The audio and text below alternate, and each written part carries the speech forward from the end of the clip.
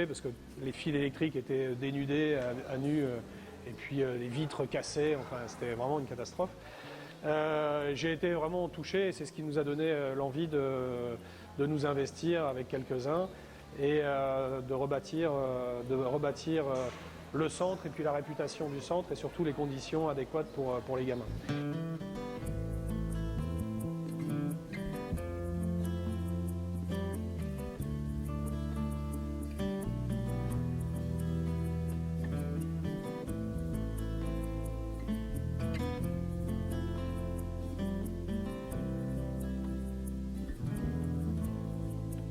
Le centre Estelle, pour moi, c'est une école que j'ai trouvée qui répondait aux besoins de la pathologie de mon enfant. Ma fille a su être autonome, elle a su faire des pratiques qu'elle ne pouvait pas faire dans d'autres écoles. Elle a fait de la céramique, elle a fait de la coiffure et même de la restauration. Et tout ça, c'est des acquis qu'on a pu avoir au centre Estelle. C'est la seule fille que j'ai qui est comme ça, mais je me plais, c'est un don de Dieu. Pour moi, c'est un don de Dieu. Il faut s'accommoder avec ce que Dieu nous a donné. Je suis un musulman croyant. Donc, pour moi, elle n'est pas différente des autres enfants que j'ai. On les apprend à être autonomes, à être social. Et maintenant, nous faisons de l'apprentissage scolaire pour les jeunes qui peuvent vraiment le faire. Dans le programme annuel, nous faisons ce qu'on appelle la visite à domicile. On allait voir les parents chez eux et essayer de voir l'évolution du jeune au sein de sa famille. Nous avons eu vraiment la félicitation de beaucoup de parents parce que voilà, au départ, les enfants ils sont enfermés dans les maisons. Parce que certains parents ne sont pas trop informés par rapport à l'handicap de l'enfant. Ils se disent que cet enfant, il ne peut rien faire. Je l'amène peut-être à l'école, je dépense des sous, ça ne va pas aller. Mais quand ils viennent, ils voient que l'enfant commence à progresser, commence à devenir autonome, il est social et il a toujours envie de venir à l'école. Donc nous, ça nous rassure. Par exemple, un enfant qui faisait pipi dessus, il vient, il progresse, s'il a envie de faire pipi, il va dans les toilettes. Déjà, c'est un acquis vraiment important. Tu aimes bien faire ce travail? C'est qui tes éducateurs ici? Samba et Mariam, tu as quel âge? 20 ans. C'est comment ton nom? Toi, comment tu t'appelles? Oui? Popé. Lui, c'est Popé. Pape Oumar Diallo, mais son diminutif, il te dit Popé. On travaille toujours en équipe. Depuis la direction jusqu'au gardien, tout le temps, on a des réunions pédagogiques que nous faisons tous les mercredis. On est ensemble, chacun pose le problème de sa classe. S'il y a un jeune spécialement qui a des difficultés, on essaie de résoudre ça ensemble. L'idée, c'était qu'il y avait une telle opacité sur la gestion qu'on a décidé que ce soit les finances ou la gestion administrative de l'école, eh ben, on l'expose via des réunions de coordination que l'on fait au minimum une fois par mois. On en a fait beaucoup en début d'année. Et où tout le monde est présent, c'est-à-dire tous les éducateurs sont présents, les membres du conseil d'administration peuvent être présents, les parents peuvent être présents ou représentants des parents d'élèves. On est sorti d'un trou, on reprend à zéro, mais comme on a commencé à faire avec notre directeur actuel, le Trégui, on a tout remis en place, notamment le conseil d'administration, les activités qu'on a mis en place, la rénovation du centre grâce à l'aide de Solidarité Laïque. Donc tout ça, aujourd'hui, nous avons espoir avec la nouvelle équipe, avec les nouveaux encadreurs, l'encadrement qui était là, aussi avec l'aide des parents d'élèves. Donc aujourd'hui, nous sommes très contents de pouvoir avoir un nouveau centre, à pouvoir aussi reprendre nos activités. Et nous sommes toujours à la recherche d'aide de partenaires, notamment si on peut avoir des nouveaux bus pour avoir tous nos jeunes qui attendent au niveau des maisons, d'où les parents souffrent de leur prise en charge à domicile. Voilà, donc merci aux équipes derrière. Document boobu ñu leen wan ñu ngi ko jëlee Centre Estelle avec une association qui soutient xale yi nga xamee ni ñoo amee handicap ak laagu bu mu mënti doon sànq ba tey moom la ñuy waxtaanee ak Amina mi nga xamee ni moo yore combat bi ak doomam Nadjiba moom c'est une princesse tey mu ñëw pour ñu waxtaan ci parcours beeg jafe-jafe yi nga xamante ni souvent parents yi nga xam ni dañu am doom yu amee handicap dafay metti beneen association bi di Enfance Vie ki ko créé di Nicolas Diop ex de TFM animateur à Sud FM mais il fait pas que de la télé ou de la radio mu ngi ci social depuis très longtemps et mook ami comme un hasard dañu bokk combat c'est-à-dire centre bii ñu leen woon léegi mu ngi nekk Wakam ay xale yu amee laago ñoom ñoo fa nekk Nicolas merci d'être là ñu ngi lay nuyu jot amul mais combat bi ngeen di mener dafa noble ba nga xam ni il faut que ñëpp jàpp ci ñu fasciné ci waxtaan ci Midi Plus bi bàyyi la nga nuyoog téléspectateur yu TFM.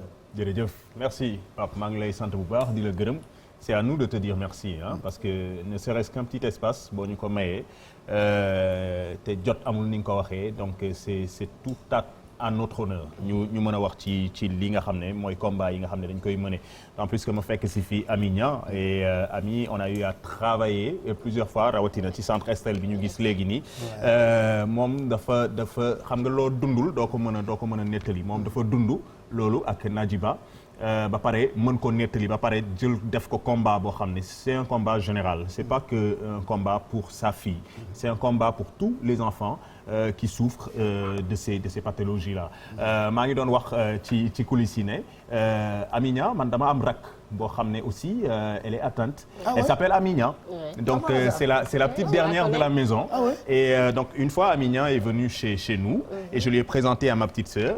Elle me dit comment elle s'appelle, je dis Amina, comme quoi le hasard n'existe pas. Et voilà, elles se sont tout de suite entendues. Mais je veux dire, combat yi nii dafa am solo man suma rak par exemple, on ne l'a jamais considéré comme une personne à part entière. maa ngi doon expliquer Pape Cheikh ne des fois il m'est arrivé sax may comporter wu ak moom comme une personne normale. Et après réflexion, je me dis mais j'oublie que aussi elle est un peu diminuée quand même. Faudrait pas non plus que voilà quoi, il faut que je fasse la part des choses ou le voilà. Mais c'est dafa métti ci parents yu bari. Ami wax na ko sànq. lu ñu la waxul doo ko xam nga moom sax elle a cette capacité là et ce moyen là et cette volonté là d'aller toujours plus loin mais moom xam na. Autant de parents yoo xam ne da ngay dajeek ñoom yoo xam ne amuñu moyen wala xamuñu comment s'y prendre et tout ça c'est très compliqué centre Estelle bi ngeen gis nii ça fait plusieurs années ñu ngi collaborer ensemble Ami mu ngi wax ne ça a été bien retapé parce que c'est du boulot au fil des années yoo xam ne dañu koy tëral pour que xale yi am amélioration bokk na ci defaraat centre bi waaye itam bokk na ci li nga xam ne moom la ñu daanelee mooy xale yi seen maanaam ak lu ñu autonome on parlait du cas de Nadjiba tout à l'heure dara seen bopp non am na ci ñoo xamante ne mënaluñu dara seen bopp Nadjiba il faut quand même je veux dire on a beau dire elle est autonome elle est jolie elle est tout ce que tu veux mais l'évidence elle est là pour que mu mën a dox normalement mais il faut qu'on l'aide ça c'est le propre de la personne telle qu'elle est maintenant bu fekkee ne moom dañ koy dimbali pour mu dox mu war a agsi ci benn entreprise wala benn société boo xam ne ils n'ont pas prévu quelque chose en pensant à elle maanaam xam ne nit ki nga xam ne dafa wàññeeku physiquement dafa war a am fu mu jaar boo xam ne bokkul ak nit ku am exemple bi par exemple bi muy ñëw fii nii ça a été compliqué pour wàcc escalier oui mais elle sait que c'est pas qu'ici hein c'est le cas un peu partout au Sénégal trottoir bi moom amul fu mu doxee elle veut se promener je peux pas l'amener même bu dee sama buntu kër rek la awma trottoir bu ma génnee ci buntu kër gi ne maa ngi koy doxal toox moom. c'est pas prévu. Ouais. c'est pas prévu. parce que trottoir yi c'est pas prévu c'est pas lisse il faut que mu lisse. parce que tànk bi mënu ko yëkkati ni mu ko war a yëkkatee. léegi man moom dafay commencer diis si man. donc su ma wotee benn côté bu fakkasaloo damay ànd ak moom daanu. escalier c'est la même chose. Pape wax ji mooy handicapé yi.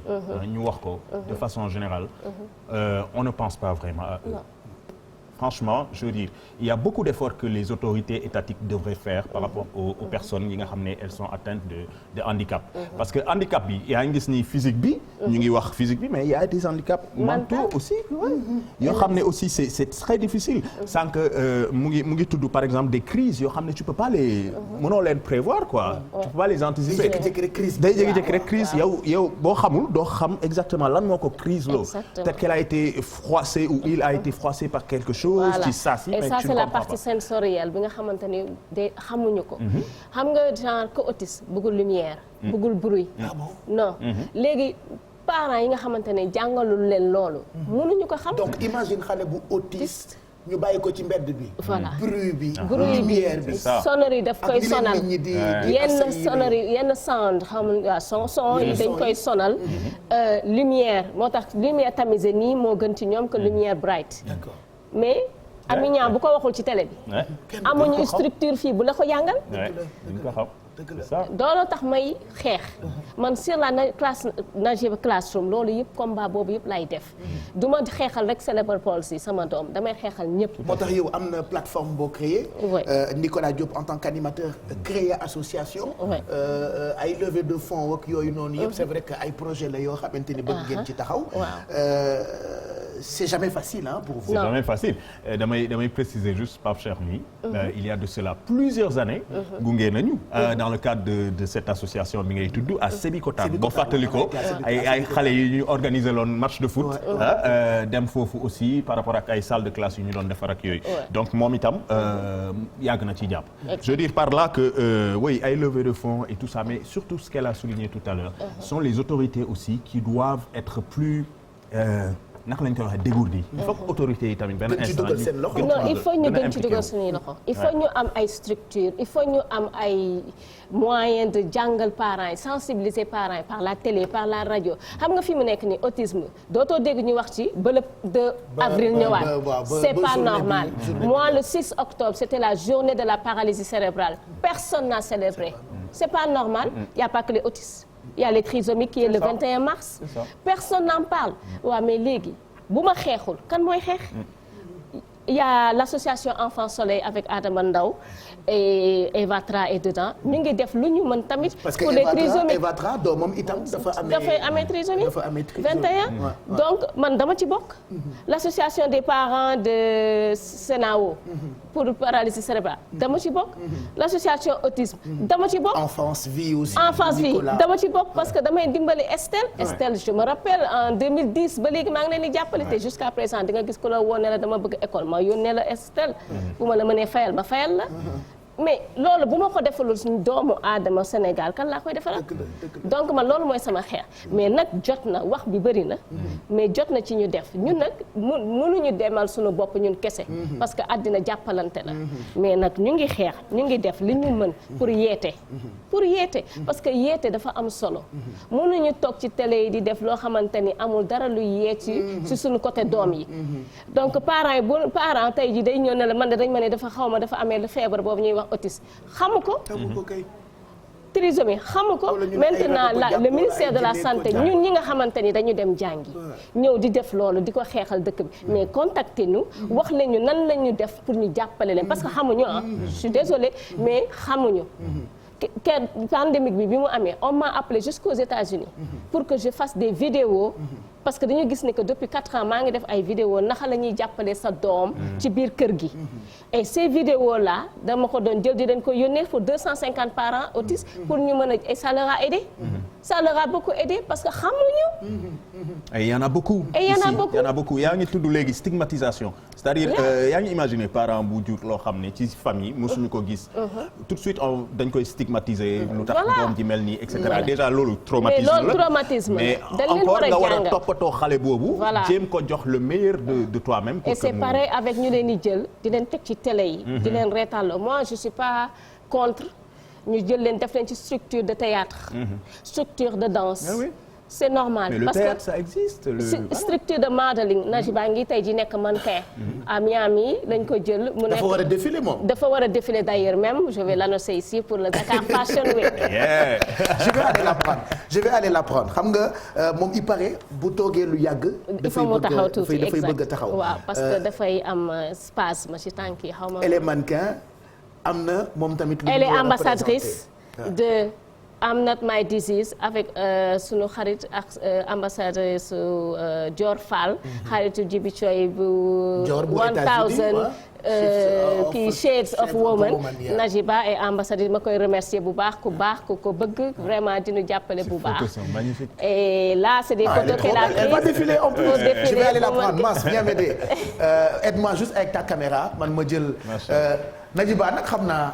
dañ ma koy may de est-ce que nopp nga ma sax. sa yaay waxoon na la kaay ñu dem fële. ñu dem taxaw fële waaw. sa yaay waxoon na la xam nga bul xool góor yi de. et puis elle est brave quoi. elle est très brave. c'est ça mooy li la yaayam wax sànq boo xoolee fi mu jógee. ak fi mu agsi c'est un chemin quand même. mais c'est ça que loolu lay jàngal parents yi fi mu agsi nii. ça demande les thérapies nécessaires. qui sont nécessaires. C'est les thérapies yoo xamante ni depuis la naissance lañ koy commencer.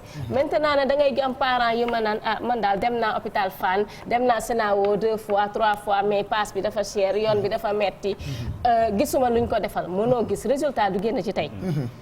tabax boo koy tabax da ngay jaar ci fondement di yéeg mais mënoo ni yow dem nga 2-3 fois rek bëgg gis dara. moi je n'ai pas vu de résultat ba mu am 14 ans. de 0 à 14 ans Najiba ngi raam. de 0 à 14 ans Najiba a subi 3 opérations. de 0 à 14 ans Najiba a subi pendant 3 ans des injections de botox. loo xamante ni tam bëgg naa ñu koy def fii. parce que amu fi. j'en ai parlé avec neurologue Moustapha Ndiaye bi nekk Fann. ñoom dañ ko def mais bon c'est de l'argent. c'est cher. c'est cher mais c'est le gouvernement qui a tout pris là-bas man lépp luy santé musuma fay dërëm. et jusqu'à présent. maintenant fii xam naa ne on n'a pas les moyens mais mën nañu xool nan la ñuy créer ay yenn comme ni ñu defee assurance boobu pour xale yi. mën nañu xool ni ñu ciy yokkee yenn catégories yi. maintenant EDI école dentaire internationale je suis pas là pour faire une publicité. mais c'est des gens yoo xamante ni ñu ngi jàngale nooy nekkee orthophoniste nooy nekkee ergothérapeute nooy nekkee trichomotricien. muy loo xamante ni dañ ko soxla c'est privé oui mais il y a des moyens d'y aller. jàng ko parce que dañu soxla sunu doom yi dem jàngi côté médecine boobu. parce que ces enfants-là ont besoin de cela. et en plus c'est pas juste les enfants. on a nos parents qui sont dans les maisons. ñu ngi Alzheimer ñu ngi naax. ñu ngi démentia. ñu ngi AVC. benn place jël comprimé non. AVC il faut stimuler. La stimulation du cerveau c'est pas juste les enfants c'est tamit mag ñi ci kër yi. je vais vous donner un exemple. man dogguma la amoon naa fii paralysie faciale. voilà ma yeewu rek sama gémmiñ bi féete fii. eh ben. c'est-à-dire bu amuloon toppatoo. dafay continuer ba mujj gi mu nekk handicap. mais heureusement tel naa jël les devants. am un bon kiné. mais c'est assez cher parce que chaque jour donc ko war a fay. exact léegi nag imaginez loolu dal nit. ñàkk moyen. ñàkk spécialiste bu ko faj. moo tax importance su association yi. au-delà de gouvernement ou autorité. association yi dafa am solo. des fois je me demande comment vous faites. mais c'est pas facile on peut comprendre. am na doom dund na ko buggul yeneen xale yi mel noonu waajur yi jaaxle. mais yow animateur tu te lèves nga ne écoute ñi laay dimbali te man fekke naa depuis des années. lan mooy motivation bi. on est des relais en fait man dès le départ bi ma commencé am une pseudo célébrité. Dès le départ je me suis dit à quoi je peux servir de concret c'est-à-dire ok c'est bien beau d'être célèbre de machin mais est-ce que mën naa teg benn affaire boo xam ne peut-être ça peut servir à quelque chose humainement parlant. te sentir utile de ta société. Voilà servir à quelque chose à ma société aussi sans rien attendre de personne. Je me suis dit tiens moi j'adore les enfants de base et voilà je me verrais bien faire un truc boo xam ne dama ci ànd ak suma ay ñu ma jege. ñu teg benn genre association ñu xool nu ñuy dimbalee xale yi. c'est noonu laa collaboré ak hôpital Albert Royer on collabore toujours des orphelinats le centre Estelle et tant d'autres mais c'est ce que je fais man. Albert Royer cancer Dantec ñëpp jaar naa fa et d'ailleurs daaw le 4 janvier 2020 si la def ak waa école dentaire internationale sama consultation gratuite c'était la première fois au Sénégal qu'on fasse une consultation gratuite d'orthophonie, d'ergothérapie et de psychomotricité et odontaire 375 enfants à Thiès ñu ñëw parents yi jógee Ndar Diourbel fépp la ñu ñëw c'est à cause du Covid qu'on a arrêté mais dañu bëggoon chaque 6 mois ñu dem fenn def ko fa et on va continuer. Ouais, je pense qu'on va continuer Nadjiba lii nga ñuy waaj a présenter et puis Nadjiba mannequin nga. waaw da nga war a défiler Fashion Week. waaw. gis naa photo yu rafet nga def ko. macha allah merci. sa photo yi dafa rafet. merci. et puis yow da nga def rasta. waaw. lu tax nga bëgg a def rasta. ah moo gën a noppale. moo gën a noppale de. mais bëgguloo ay cheveux naturels ak yooyu. non lu tax. non lii moom ak dàkkal. moo la dàkkal. waaw parce que du ma yeewu def dara sama bopp dama yeewu noonu rek. te du ma ko soxla wala dara. damay yeewu noonu rek bàyyi. moo tax parce que boo bàyyi woon sa karaw évitam yaa ngi dem salon yaa ngi bëgg waaw te daf may jox classe. daf may jox classe. waaw su ma demee salon brosse ni ñu utiliser baaxul pour man parce que dafay duñ ko raxas wala def dara. ok dafay indi classe quoi. waaw dafay indi classe. te jigéen warul classe. classe rafetul alors. et puis Pape Cheikh et puis maintenant que mu ngi nekk de plus en plus star elle va avoir de moins en moins de temps. pour di nekk di defar ay en fait ça a commencé parce que la maman mënul dara si bopp donc j'ai fait ça. est-ce que yaa ngi TikTok. non waaw maa ngi TikTok mais du ma ko utiliser noonu. juste yaa ngi ban réseau social nga nekk. pour sama liggéey bi kese laa koy utiliser. moom ngay utiliser. waaw pour Nadjiba Classroom. ok j'aimerais en profiter pour xool li xew biir internet parce que mënul ñàkk.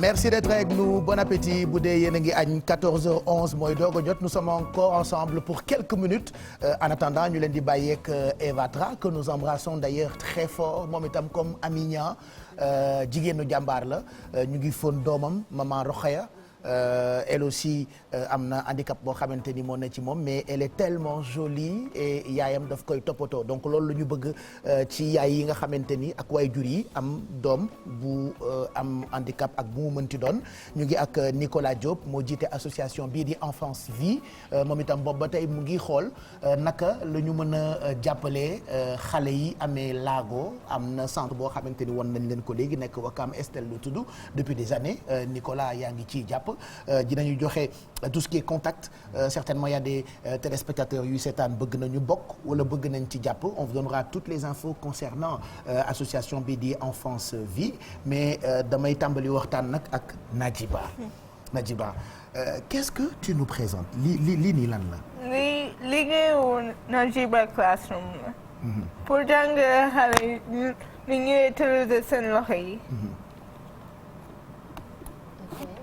ubbi donc Pape elle veut dire pour jàngal xale yi. yi ci kër yi lii mën na nekk pour xale bu normal comme ñu on dit normal ak xale bu am handicap. mais surtout waaw. parce que lii boo ko xoolee da ngay foog ni. fowukaay rek la waaw. premièrement ñun dañu gëm ni que xale ci suy fo si lay jàng. donc loolu tax fowkaay la. mais fowkaay boo xamante ni tam mooy ubbi seen xel. balaa xale di mën 1 + 1 = 2 lii la war a gën a mokkal. et lii même que c'est la méthode Montessori. mais ñun Amérique xale yi mel ni sama doom. paralysé seen loxo. occupational thérapie yi muy ergothérapie ñoom lii lañ leen di jox di leen ko utiliser pour que seen nerf yi bloqué wu ci loxo yi. tant que ñu ngi koy utiliser day dem ba. stimulation bi ñu ciy def. day dem ci cerveau bi. parce que moom déjà bi muy judd loxoom bi nii rek. nii la defoon xalaatuñu woon ni loxo bi dina mën a ibbeeku ba mu mën ci dara. exactement lii daf ko dimbali bu baax lii daf ko dimbali bu baax. da ngay ibbi di tëj. mouvement yooyu noonu mouvement bi ngay def c'est la coordination des yeux de la main et du cerveau. d'accord alors mu ngi utiliser xam nga sunuy doigts yi boo koy utiliser. da ngay yee neer yi ci nekk mu jëm ba ci cerveau bi donc ki cerveau am paralysie cerveau am doxatul lii mooy yee fi sidit yooyu nekk di nelaw donc muy loo xamante ne day dimbali xale yi. day dimbali paa yi sunu papa yi am AVC toog ci kër yi paralysé. day dimbali ñi am Alzheimer. mooy mag ñi dem seen xel dem. lii day delloo si seen xel. parce que dafay. day stimuler. voilà day dimbali sa loxo di bouger par exemple mu ngi jéem a tëj bouton bi mu ngi jéem a effort bi muy def daf ko soxla. parce que effort boobu mu ngi travailler cerveau bi. de 1 mu ngi travailler. de 2 mu ngi concentré wu ci li muy def. de 3 ses yeux. tu vois et là la thérapie vision boo xamante ni mu ngi concentré wu di utiliser oculaire visionnel am pour mu def li mu war a def donc cet effort là c'est ça qu'on a besoin mu dem ba defal ko boppam et donc mu ngi jàng autonomie benn ba pare mu ngi jàng naka la war a tëjee bouton ubbi bouton daf fermeture da ngay gis xale bu am 5 ans 6 ans bu bëggee dem toilette day daw si yow ne la ubbil ma c'est pas normal à 2 ans war na mën li parce que yow tey jii xale bi paralysé boo ko bëggee jàngal mu autonome da nga koy tegal lii mu koy jàng cerveau bi di ko enregistré tant que cerveau bi nga koy enregistré bu demee ba mën ko nag après moo koy defal boppam après moo koy solal yëre boppam takkal ceinture pantalon boppam c'est important. donc bu bëggee saw. mën na ubbil dem sawi. tu vois bu bëggee bouton. mën na ko tëjal boppam su bëggee nettoyer wu. exactement mën na débrouiller ba nettoyer boppam. lii ci li lay jàngal sa première chose yi xale mën a mokkal balaa nga koy bindal 1+1 lii la war a njëkk a mën. donc lii dafa baax que pour xale bi amee handicap bi. ak sax xale normal. parce que xale normal li tax ñu leen yóbbu maternelle c'est pas pour di chanter rek. c'est pour les éveiller. La plupart nag ay chanter rek ngay def. mais il y a les activités sensorielles qui sont les plus importantes dans la vie d'un enfant. et puis elle prend tout son temps pour ibbi lii ak tëjaat ko. waaw mais tey jii bu ko dul woon def ba siddi ci loxo yi tàlli du ko mën mais bu siddi bi defee nii nga bàyyi ko nii ne xaw ma lu ma ci war a def nii rek lay des mais bu siddi bi defee nii ñu jàngal la yow parent bi il faut mu nekk nag parents yoo xamante ne dañuy am jotu seen doom. ça demande beaucoup de patience. et ça demande patience ça demande volonté. ñu bëri dañ la naan waaye yow yomb na ci yow da nga nekk dëkk boobu kii non ñu bëree ngi toog yaay yu bëri ngi ci kër yi yaay yu bëri ngi ci kër yi te defuñu dara mais naka comment un parent peut avoir ça c'est vrai que Nadjiba Classroom. mu ngi koy présenter ci réseaux sociaux yi. waaw il faut que ñëpp abonné pour di ko suivre. parce que plateforme la bu ñu créer pour permettre aux parents. exact de la suivre elle. de te suivre toi. exact pour mën a toppatoo et de suivre les handicap. thérapeutes dans la plateforme. tu auras l'orthophonie et l'ergothérapie dedans. donc il y a un ergothérapeute. et orthophoniste bu ci nekk boo xamante ne ñooñu seen wàll la man jàng naa loolu yëpp. mën naa loolu yëpp. sama PhD mooy lii. man soxlaatuma benn diplôme bi gën a kawe am naa ko. sant naa ci yàlla. léegi nag ñi may jàngal loolu laa leen di jàngal dama boole sama xam-xam bopp. ma dellu université jàng tamit sur le développement de la petite enfance. dellu di jàngi sur l'orthophonie dellu di jàngi sur l'ergothérapie loolu yëpp laa jaxase. ak fi ma jaarax moom. step by step def ko mu nekk la classe de Nadjiba. comment faire pour dem ci plateforme bi. bon pour l'instant plateforme bi togg nañ ko ñor na. am na website.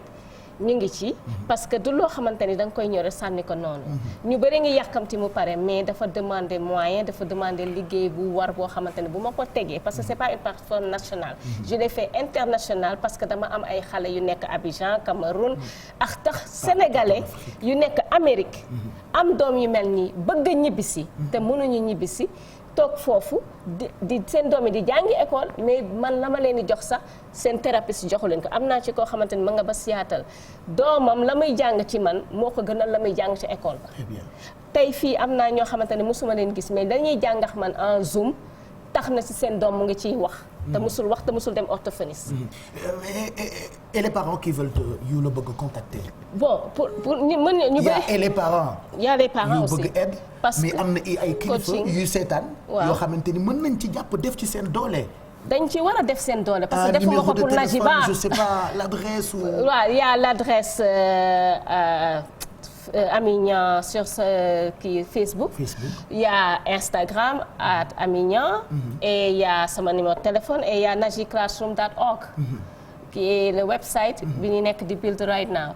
Normalement à partir de janvier bu ci yàlla andee war na pare maa ngi remercier tamit Omar Diallo seen startup moo jàpp ci plateforme bi pour mu taxaw. Donc y a un grand team boo xamante ne mu ngi ci ginnaaw yaa Amina Diagne coach Mina Pro boo xamante ni moom tamit mu ngi ci biir ñooñu ñëpp ñoo jàpp ci plateforme bi pour Sénégal am ko mu nekk loo am solo ci parents yi et moi ak yow sunu ambassadeur ñu defar ci lu bëri waaw maa ngi voilà loolu tax ma indi ko parce que képp ku inscrire ci plateforme bi di nga am lii képp ku inscrire ci plateforme bi rek di nga ci am super waaw voilà di nga am et puis Nadjiba yaa ngi war a def défilé wax ñu tuuti ci sa carrière sa star bu nga nekk sama défilé métti na tuuti parce que danay practice lu bëri mais it's fun just enjoy life while you have it good just enjoy life while you have it it's really fun and it's hard yeah mais neex na torop di nga gis sa xarit yi dinaa gis sama xarit yi moom dinaa tukki te dinaa def lu ma neex mooy tukki lu bëri yaa ngi tukki lu bëri mais est-ce que mën nga défiler di nga mën a défiler bu baax yow kese man kese waa léegi bëgguloo défiler ñu fii ñu xool waa léegi mais mën naa dox ba fii wàcc yeggaat mën nga doxal sa bopp fii nii ma xool ndax mën nga ko parce que bëgguma nga dem ci Adama Paris après ñeneen ñi di la gën a aay léegi par contre aay pour défiler la waaw doo yéeg fële mais bu ñu demee ba fële ma jàppale la mais damay xool ndax mën nga défiler ma defaral ko casting d'abord parce que il faut que Pape Samba nga tegal ñu musique boo xamante ni pour défiler la ma xool en attendant parce que Adama Paris bëgguma mu lay reetaan quoi yeah ok doxal ndànk ma xool yeah allez ba wàcc fii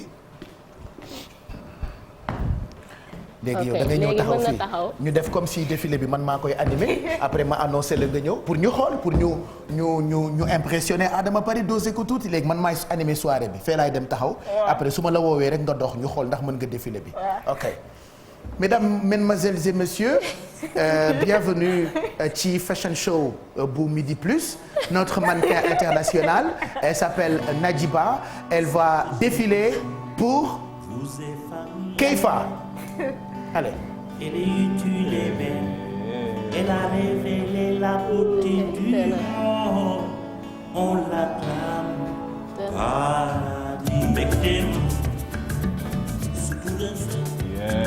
bravo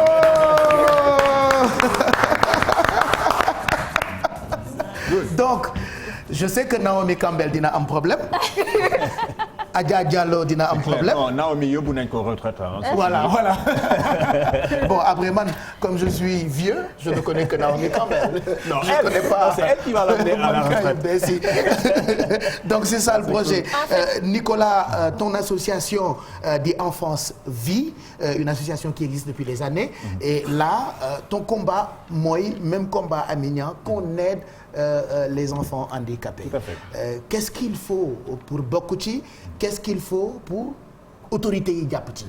Tout à fait mais Pape boo ma ko baalee rek xam naa ne sa temps c'est limité. mais voilà, deux choses même fini.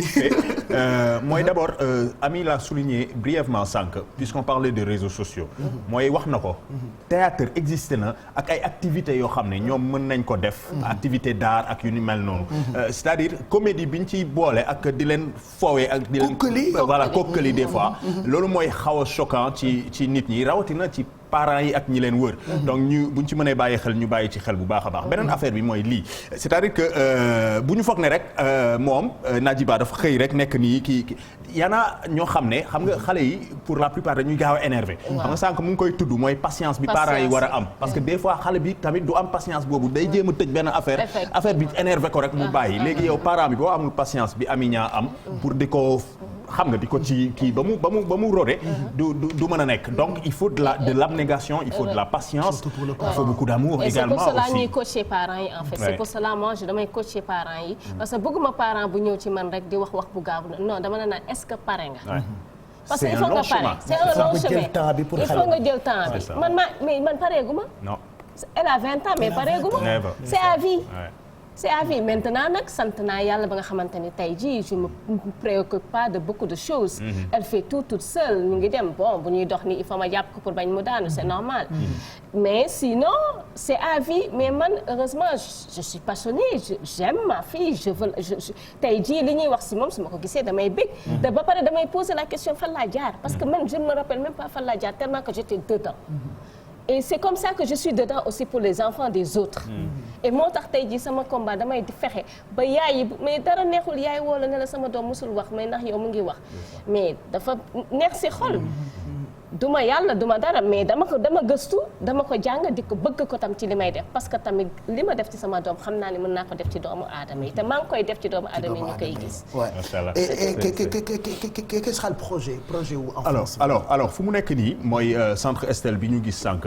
xam nga dañuy faral di def année scolaire bu ñegsee. yow mos nga ñu indil foofu ay livre ki cahier ki sac ak yooyu indiwaatal ñu. waaw soxla nañ ko. parce que yow mu jëlee ami ki rek. waaw yii nii soxla nañ ci centre bi. donc xam naa ne yii nii waa centre ba buñ ci amee un maximum. pour xale yi sama xeex loolu la. ak xale yi école bu nekk daf ko war a am. donc moo tax ma koy stage maa ngi commencé pour ubbi en janvier Naji Classroom Accessories. donc pour jaay yi xaw ma nag gisoon nga ay puufu sensoriel yi ma defoon di ko jaay je crée tout le temps fépp li ma jaar ak moom defal ko je le recrée di ko def. et là en face bi a besoin et loolu waaw Estelle centre Estelle bi ci boppam dafa soxla yii yëpp. maa ngi interpellé d'ailleurs képp koo xam ne yaa ngi ñuy déglu. ci wàllu soutien parce que soutien du doy. on en a toujours besoin. donc képp koo xam ne am na loo mën a dimbalee xale bu am handicap. boo ma contacter rek boo ñu contacter ñun dinañ def relais moo xam centre Estelle la wala leneen. alors man je peux donner peut-être mon numéro WhatsApp. qui est le 77 959 51 53. 959 51 53. 51 53. voilà bu ngeen ma contacter foofu rek dinaa leen jox lien yi ak lépp lu ci tegu parce que li ci des mu ngi ci sac bi. mais vraiment j'insiste surtout sur un point. centre Estelle dafa soxla bus. Ça fait des années ñu ngi ciy xeex. yi xam na maa ngi wër fu nekk autorité étatique yi ku nekk dama lay contacter. xale yi du n'importe où la ñuy circuler xam nga seen circulation du taxi ngay jël nii machin. des fois dañuy am problème tànk wala loxo yoo xam ne du ñu mën a yéeg quel auto. du ñu mën a toog ci n'importe quel auto ba pare parents yi amuñu moyen pour di leen fayal taxi mënoo dëkk Kër Massar di jàng see Wakaam bëgg a jël taxi. c'est ça amuloo ko il faut que bus bi jël si. kooku c'est quelque chose qui vraiment humain boo xamante ne waruñu ko xalaatal nit ñi ñoo ko war a xam. moo tax ma ne Pape daal boobu dama ko def sama combat personnel. maa ngi ciy interpellé Youssou Ndour bi may gis nii. ak yeneen autorités yëpp nga xam ne ñu ngi ñoo déglu. centre bi ay enfants atteints d'handicap lay dalal il y en a plus de 60 actuellement. dañu soxla bus bi ñu yor as néew. day tombé panne saa su ne dañuy obligé arrêté ko stoppé ko mooy li Aminia wax. boo dëkkee fu sori war a indi sa xale ba Wakaam. ça coûte énormément et on a besoin de cette aide là. vraiment boo xamee ne am na ay autorités yu ñu mën a dimbali. ñu ngi leen di interpeller di leen sensibiliser vraiment pour ñu dimbali. et moi personnellement je demande à mes amis. de m'aider je demande à Ousmane Noël na ci jàpp. Pape Djibril Fall na ci jàpp. docteur Cheikh Kanté na ci jàpp.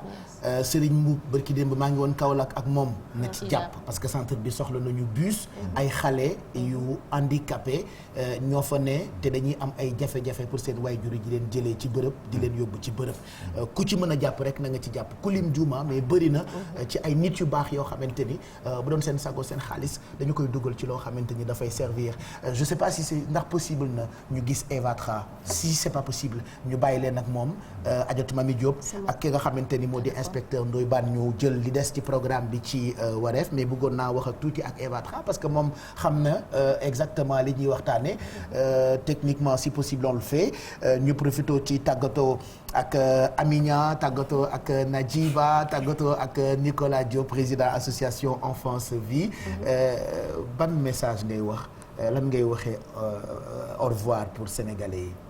If I could do it, you could do it too. maanaam su ma ko mënee war ngeen ko mën. wax na dëgg loolu mën nga ko wax ci wolof. su ma ko mën a def yéen tamit mën nañu ko def. c'est comme moom moo ko follow Instagram ak Facebook. nee na ñu follow ko Instagram ak Facebook. ok Nadjiba. Nadjiba Samuel. Sama. Yes. Ok. Najiba Samuel on Instagram and Facebook. Merci Amina. Merci beaucoup maa ngi leen di gërëm yéen ñëpp encore ci invitation bi am ngeen jaaraama. Di remercier téléspectateurs yi encore man tam naa leen bàyyil sama numéro. pour ngeen jàpp ci Naji Classroom bi. parce que xale yi nga xamante ne dañu war a jàng jee Naji Classroom bëgguma ñu fay. donc dama bëgg partenaires yi ak sponsors yi ñu jàppale leen parce que ñu ci ëpp. amuñu moyen pour fay école privée. alors bu boobaa bëgg naa vraiment parents yi ñëpp jàpp ci société civile yi ñëpp jàpp ci pour ñu jàppale xale yi nga xamante ne ñoo war a jàng seen Naji Classroom dañ ko soxla. donc sama téléphone c'est 77 628 26 63 mën ngeen ma woo ci numéro bi bu ngeen ma bëggee jàppale ñu jàppale xale yi et puis ba 2022 bi am na projet yu bëri yoo xamante ni daal pour doomu Sénégal la ñu fas yéene ko fekk ci jàmm ak salaam def ko ci jàmm ak salaam. merci en tout cas Nicolas yow tamit ñu ngi lay gërëm association enfance bi soxla na bus pour centre Estelle. ñun ñoo lay sant bu baax parce que li nga ñu may nii opportunité la nga mën a wax ak des milliers de gens yoo xam ne doo xam sax fan lañ lay seetaanee wala fan lañ lay déggee et c'est très important jërëjëf yow et jërëjëf à toutes les personnes qui auront à réagir par rapport à li ñu leen interpellé on espère que vraiment nit yi dinañ ci def xol ba dimbali ñu dimbali xale yi. voilà tu avais fait bindoon nga livre ci Youssou Ndour You Generation un peu mën nañu wane livre bi yaa ngi préparé beneen livre. pare naa ko. ah pare na ni. waaw ça parlera de quoi livre boobu. ça parlera c'est un secret. bon regardez You Generation c'est aux éditions Harmattan disponible ba tey Nicolas qui prépare un autre livre et son premier livre c'était sur Youssou Ndour il est aussi slameur on l'invitera pour parler slam très prochainement. J'en profite d'ailleurs pour saluer ma maison d'édition L'Harmattan Sénégal di wax monsieur Diallo maa ngi xaar livre yi parce que pour rentrée scolaire u Estelle bi dafa ma promettre ay livres moom tamit. Voilà. donc j'attends. Allez merci on va se quitter ñu jeexal merci à tous Aline Guissé moom itam ndaanaan la il devait être avec nous mais temps bi du ko permettre dina ñëw ci plateau bi pour nous présenter moom itam yu bees yi nga xamante ni moo ngi ci puisque mu ngi nekk à cheval comme ami entre États-Unis ak Sénégal mais actuellement c'est le grand retour de Aline Guissé ñu ngi koy nuyu il sera notre invité dans la semaine ci Midi Plus bi merci à toute l'équipe de production dirigée par Pape Samba Thiam gërëm itam Bouba Ndour mi nga xamante ni mooy produire bis bu jot Midi Plus Madame Fall Transair Madame Fall Fabi qui fait partie des marraines de cette émission parce que émission bi dafa am ay parrains ak ay marraines kenn ci parrains yi Pape Djibril Fall la marraine bi di Madame Fall Transair Fabi je sais que dina jàpp ci combat yi nga xamante ni Amina mu ngi koy mener ak Najiba je sais aussi que dina jàpp ci combat bi nga xamante ni Nicolas Diop mu ngi koy mener à travers association bi di Enfance Vie Nicolas que vous retrouvez tous les matins sur Sud FM merci bon appétit et à demain.